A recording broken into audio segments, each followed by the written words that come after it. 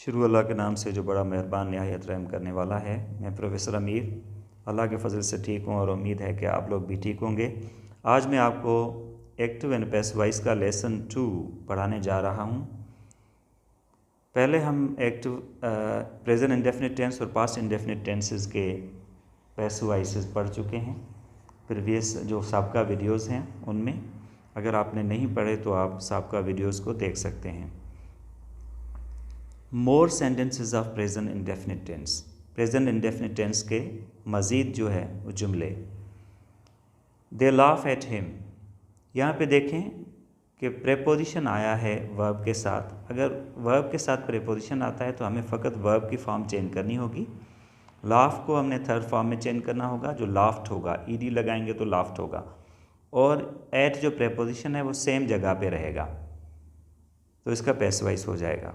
इसी तरह से कोई वर्ब अगर प्रेपोजिशन के साथ आता है वो प्रेपोजिशनल वर्ब है, या सपोज़ कोई फ्रेजल वर्ब है, क्योंकि फ्रेजल वर्ब में भी अक्सर प्रेपोजिशन साथ होता है, या कोई और चीज़। ठीक है। He is laughed at by them is the passive voice. She acts upon the advice of her parents, यहाँ पे एक्ट्स अपॉन है तो ये हमने एक्ट की फॉर्म चेंज करनी है, इसको एक्टेड लिखना है। तो पैसिव वॉइस होगा the advice of her parents is acted upon by her. They look into the matter, look into, तो हमने लुक की फॉर्म चेंज करनी है, थर्ड फॉर्म में कन्वर्ट करना है। लुक्ड, ईडी लगेगा, उसको पढ़ा जाएगा लुक्ड, टी के साउंड से। They looked into the matter is looked into by them. We take care of everyone, we take care of everyone. Everyone is taken care of by us. He gives up everything. Everything is given up by him. They know her. यहाँ पे verb no आया है। अगर no verb कहीं पे आए तो उसके साथ बाय प्रेपोजिशन नहीं इस्तेमाल होता, उसके आगे टू प्रेपोजिशन इस्तेमाल होता है। तो याद रखें कि ये कहीं पे भी नो वर्ब आए तो आप जब पैसिव वॉइस में कन्वर्ट करें किसी सेंटेंस को तो टू प्रेपोजिशन इस्तेमाल करना होगा। They know her, she is known to them, वो उसे जानते हैं, वो उनसे जानी जाती है। नेगेटिव सेंटेंसेस, नेगेटिव सेंटेंसेस में हम जो प्रेजेंट इंडेफिनिट टेंस है उसमें डू नॉट या डज नॉट यूज़ करते हैं, लेकिन उसको जब हम पैसिव वॉइस में कन्वर्ट करते हैं तो हम जो हेल्पिंग वर्ब्स हैं वो इज़ एम आर यूज़ करते हैं। तो फिर क्या होगा, हम इज़ एम आर जो हेल्पिंग वर्ब्स हैं उनके बाद कोई भी उनमें से जब एक यूज़ हो तो उसके बाद हम नॉट यूज़ करेंगे तो नेगेटिव हो जाएगा। Such things are not bought by me, I do not buy such things. Such things are not bought by me. He does not eat bad things, यहाँ पे ऑब्जेक्ट बैड थिंग्स है। Bad things are not eaten by him. Interrogative sentences. Do you buy such things? यहाँ पे देखें do हमने पहले use किया है एक्टिव वॉइस में, लेकिन अगर यहाँ पे हम हेल्पिंग वर्ब्स चेंज कर रहे हैं और यूज़ करते हैं पैसिव वॉइस में तो वही हेल्पिंग वर्ब जो होगा इज़ एम आर में से कोई एक, तो वो हम सबसे पहले रखेंगे और आखिर में क्वेश्चन मार्क देंगे, ये क्वेश्चन हो जाएगा। Do you buy such things, are such things bought by you, does he eat bad things, are bad things eaten by him. तो हमें ये देखना है कि हमें ऐसा वर्ब यूज़ करना है जो सब्जेक्ट के साथ एग्री करता हो। तो यहाँ पे बैड थिंग्स हैं तो यहाँ पे आर हमने यूज़ किया क्योंकि ये सब्जेक्ट जो है प्लूरल है। सो अगला सेंटेंस है हु क्लीन्स दिस हाउस, ये घर कौन साफ़ करता है। तो पैसिव वॉइस में जब हु इस तरह का हु आए तो हम लिखते हैं बाय होम, और वो शुरू में लिखते हैं सेंटेंस के, और उसके बाद जो वर्ब होगा वो यूज़ करेंगे। Who cleans this house, by whom is this house cleaned. Who teach you these things, by whom are you taught these things. यहाँ पे यू है तो हमने आर लिखा, यू के साथ आर हेल्पिंग वर्ब लगता है। Why does he ignore you, Why are you ignored by him? Which thing do you miss? Which thing is missed by you? More sentences of past indefinite tense. They laughed at him. देखें, अगर हम past indefinite का passive voice करते हैं तो वहाँ पे हम वाज वर यूज़ करते हैं हेल्पिंग वर्ब्स। तो हमने सपोज़ ये वाज वर यूज़ किया और नेगेटिव करना होगा तो हम इसके बाद वाज या वर के बाद नॉट लगाएंगे। तो ये अफर्मेटिव है। They laughed at him, he was laughed at by them. She acted upon the advice of our parents. The advice of our parents, ये सारा ऑब्जेक्ट है तो हमने पहले रखा। Was acted upon by her. They looked into the matter. यहाँ पे looked जो है वो इसकी थर्ड फॉर्म भी लुक्ड ही है तो हम लुक्ड ही यूज़ करेंगे। The matter was looked into by them. We took care of everyone. Everyone was taken care of by us. He gave up everything. Everything was given up by him. They knew her. She was known to them. Then negative sentences. I did not buy such things. Such things were not bought by me. He did not eat bad things. Bad things were not eaten by him. Interrogative sentences. Did you buy such things. यहाँ पे क्योंकि हमने जो affirmative है past indefinite tense का उसमें did use किया है क्वेश्चन में, और जब हम पैसिव वॉइस इसका करते हैं तो वाज वर यूज़ होता है, तो फिर हम क्वेश्चन वाज या वर से शुरू करेंगे। सब्जेक्ट के मुताबिक, जो सब्जेक्ट प्लूरल होगा तो हम वर यूज़ करेंगे, सब्जेक्ट अगर सिंगुलर होगा तो हम वाज यूज़ करेंगे। Did you buy such things. Were such things bought by you? Did he eat bad things? Were bad things eaten by him? Who cleaned this house? ये घर किसने साफ किया। जब who आए तो हम by whom लिखते हैं। ये किससे साफ हुआ। Who was, by whom was this house cleaned? By whom, किससे। ये घर किससे साफ़ किया गया, मतलब किस शख्स ने किया। Who taught you these things? By whom were you taught these things? Why did he ignore you? Why were you ignored by him? Which thing did you miss? Which thing was missed by you? Then transitive verb and intransitive verb. Transitive verb क्या होता है। A verb that has an object, वो verb जिसका object होता है। और ऐसा जो ट्रांजिटिव वर्ब होता है किसी सेंटेंस में तो उस सेंटेंस को हम पैसिव वॉइस में कन्वर्ट कर सकते हैं। लेकिन अगर वर्ब इंट्रांजिटिव हो तो उसको हम पैसिव वॉइस में कन्वर्ट नहीं कर सकते। ये इंट्रांजिटिव वर्ब क्या होता है। A verb that has no object. ऐसा वर्ब जिसमें कोई ऑब्जेक्ट ना हो वो इंट्रांजिटिव कहलाता है। नोट है कि if the verb in a sentence is transitive it can be converted into passive voice. अगर कोई वर्ब किसी सेंटेंस में ट्रांजिटिव है तो वो पैसिव वॉइस में कन्वर्ट हो सकता है, तब्दील हो सकता है। But if the verb in a sentence is intransitive, लेकिन अगर कोई वर्ब किसी सेंटेंस में इंट्रांजिटिव है it can not be converted into passive voice, तो उसको हम पैसिव वॉइस में कन्वर्ट नहीं कर सकते। आई गो कॉलेज, मैं कॉलेज जाता हूँ, तो यहाँ पे वर्ब इंट्रांजिटिव है क्योंकि एक्शन जो है वो सब्जेक्ट से इशू होता है। एक्शन है गोइंग का, जाने का, और वो कॉलेज जाता है। एक्शन सब्जेक्ट से इशू होता है और कॉलेज तक नहीं जाता, पास ओवर नहीं होता। वो किस तरह, क्योंकि ये इसका ऑब्जेक्ट नहीं है, तो ये इस वर्ब का ऑब्जेक्ट नहीं है क्योंकि वो कॉलेज जाता है लेकिन कॉलेज को कुछ भी नहीं करता, क्योंकि ऑब्जेक्ट जो होता है उस पर एक्शन पास ओवर होता है। अगर वो कॉलेज को कुछ करे तो ये ट्रांजिटिव वर्ब बन जाएगा गो, कोई भी जो और वर्ब होता वो ट्रांजिटिव बन जाता और इसको हम पैसिव वॉइस में कन्वर्ट कर सकते थे। जैसे आप इस सेंटेंस में देखें, आई बिल्ड अ कॉलेज, अभी मैं कॉलेज जाता नहीं, मैं कॉलेज को बनाता हूँ। तो इसका मतलब है कि आई बिल्ड अ कॉलेज। आई से ये बिल्डिंग का एक्शन शुरू होता है। कौन बनाता है? आई बिल्ड अ कॉलेज, मैं एक कॉलेज बनाता हूँ। तो यहाँ पे जब कॉलेज बनाऊँगा तो कॉलेज बन जाएगा।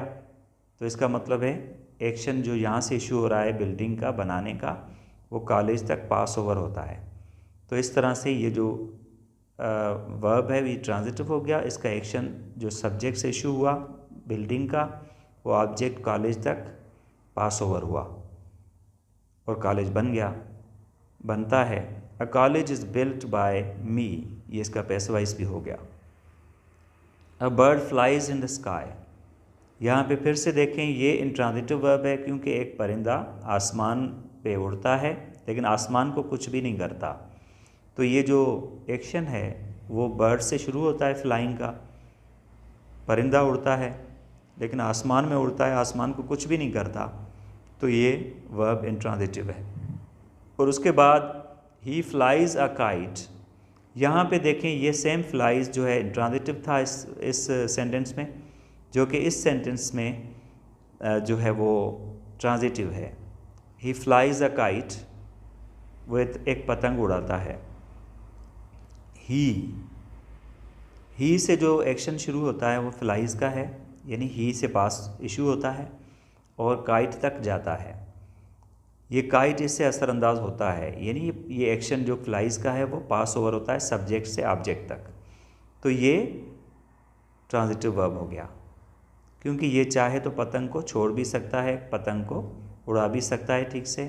तो इस तरह से ये एक्शन जो फ्लाइंग का है वो काइट तक पास ओवर हो रहा है। तो ये वर्ब ट्रांजिटिव है और इसको हम पैसिव वॉइस में कन्वर्ट कर सकते हैं। A kite is flown by him, पतंग उससे उड़ाई जाती है। वो पतंग उड़ाता है, पतंग उससे उड़ाई जाती है। द वेदर चेंजेस, मौसम बदलता है।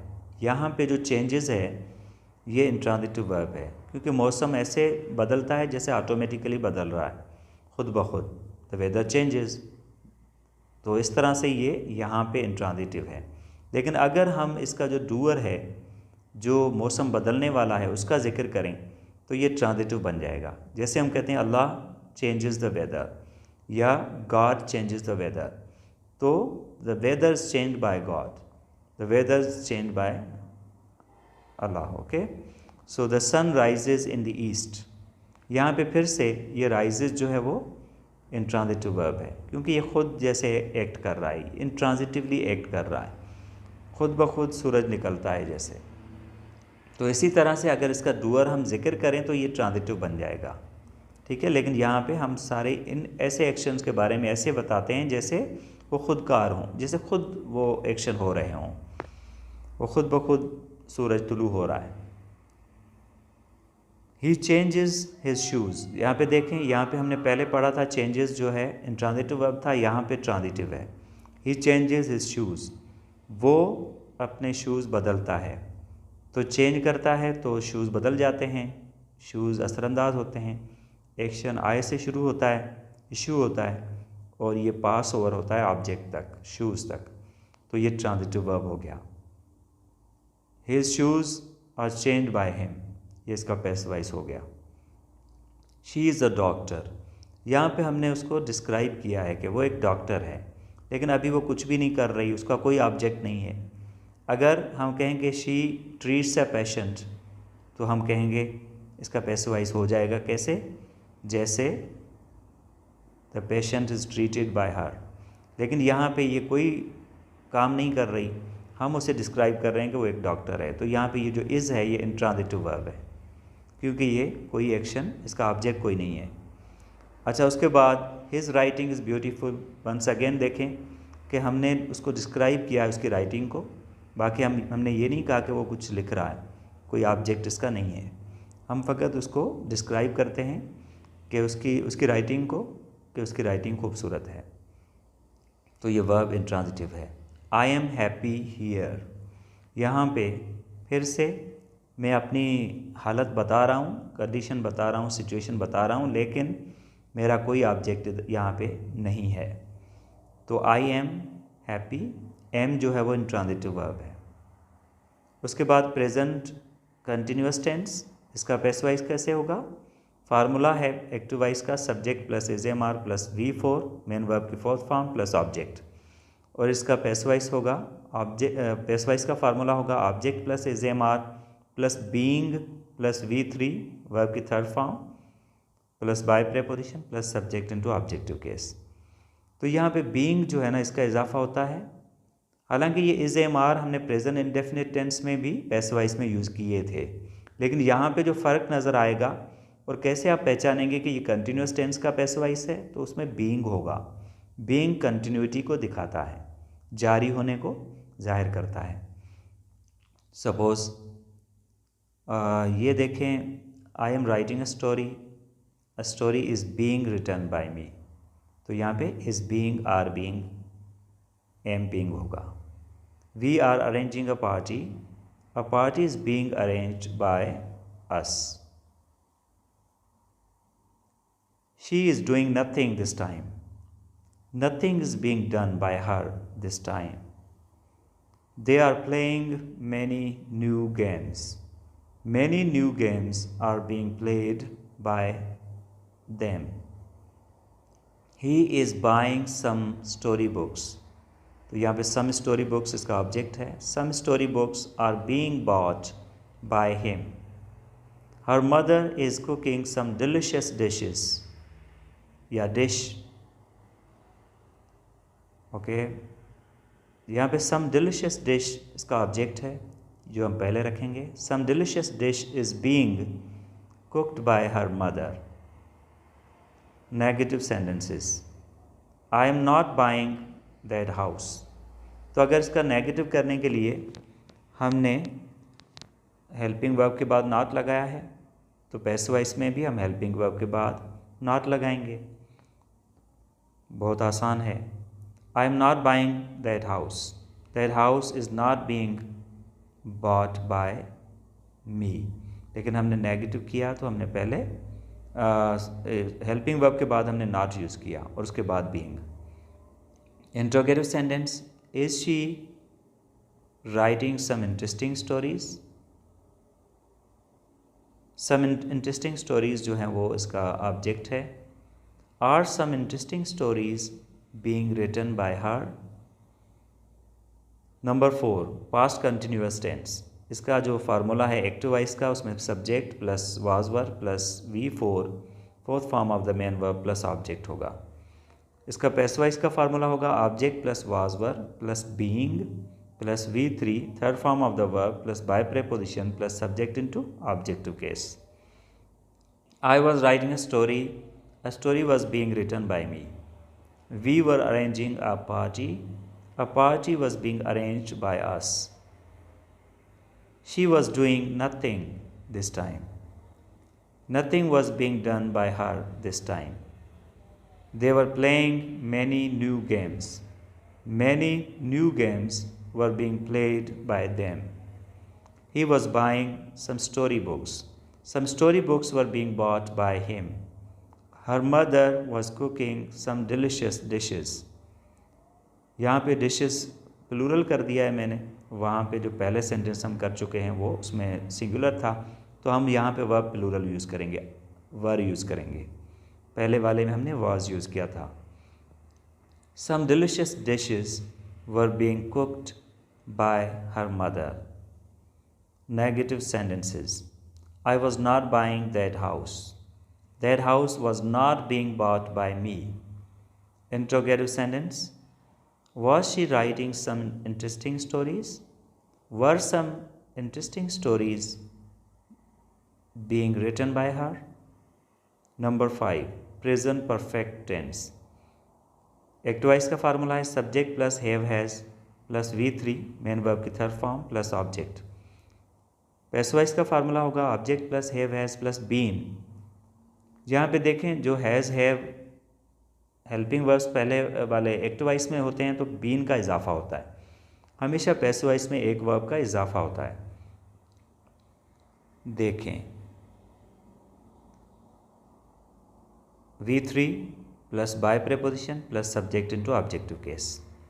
I have written a story. A story has been written by me. We have arranged a party. A party has been arranged by them. By us. We have arranged a party. By us. He has invited his friends to the party. His friends have been invited to the party by him. She has bought a new red purse. A new red purse इसका object है. A new red purse has been bought by her. ये एक ही purse है तो इसमें हमने has use किया. अगर प्लूरल सब्जेक्ट होगा तो हम वहाँ पे हैव यूज़ करेंगे. John has gifted him an automatic car. He has been gifted an automatic car by John. इसको और तरीके से भी हम पैसिव वॉइस में कन्वर्ट कर सकते हैं. कैसे? जैसे यहाँ पे ये एक इनडायरेक्ट ऑब्जेक्ट है और ये डायरेक्ट ऑब्जेक्ट है. हिम इनडायरेक्ट ऑब्जेक्ट है और N automatic car direct object है. अगर हम हिम जो है उससे शुरू करेंगे तो हिम ही हो जाएगा जब सब्जेक्ट की जगह पे आएगा. इसे सब्जेक्ट केस यानी नॉमिनेटिव केस में लिखा जाएगा. He has been gifted an automatic car by John. और अगला सेंटेंस होगा उसमें हमने डायरेक्ट ऑब्जेक्ट पहले यूज़ किया है. An automatic car has been gifted to him by John. यहाँ पे हमने टू लिखा है क्योंकि डायरेक्ट ऑब्जेक्ट हमने पहले यूज़ किया तो यहाँ पे टू लगेगा. अगर इनडायरेक्ट ऑब्जेक्ट हम पहले यूज़ करते हैं जैसे हमने यहाँ पे किया है, हिम जो है उसको ही करके रखा है तो यहाँ पे कोई प्रेपोजिशन टू यूज़ नहीं हुआ. लेकिन यहाँ पे टू यूज़ हुआ इस वजह से कि हमने डायरेक्ट ऑब्जेक्ट पहले रखा है. He has attended all the classes. All the classes have been attended by him. Negative sentences. He has not bought anything. Nothing has been bought by him. Anything को भी हम यहाँ यूज़ कर सकते हैं लेकिन ज़्यादा सूटेबल जो होगा nothing करें जब सब्जेक्ट के तौर पे आएगा. nothing जो है उसमें not यूज़ करने की ज़रूरत नहीं है क्योंकि nothing means no anything. तो nothing has been bought by him. She has not written any book. No book. Any book has not been written. लेकिन इससे ज़्यादा बेहतर है कि हम लिखें no book has been written by her. No negative हो गया. Not any. No book. Interrogative sentences. Has he bought anything? Has anything been bought by him? Has she spent a lot of money on shopping? A lot of money is object here. यहाँ पे object है a lot of money. Has a lot of money been spent on shopping by her? और या इस तरह से भी हम कर सकते हैं Has a lot of money been spent by her on shopping? तो on by her जो है वो हम आखिर में भी रख सकते हैं, यहाँ पे भी रख सकते हैं. लेकिन ये कहीं पे देखेंगे अगर सेंस जो है वो अफेक्ट नहीं हो रहा, ख़राब नहीं हो रहा तो हम इसको बेहतर है कि आखिर में रखें ताकि इसको हम माइनस भी कर सकते हैं by her. Number 6 past perfect tense. Formula है subject plus had plus V3 plus object. ये एक्टिव वॉइस का फार्मूला है. और पैसिव वॉइस का फार्मूला होगा object plus had plus been.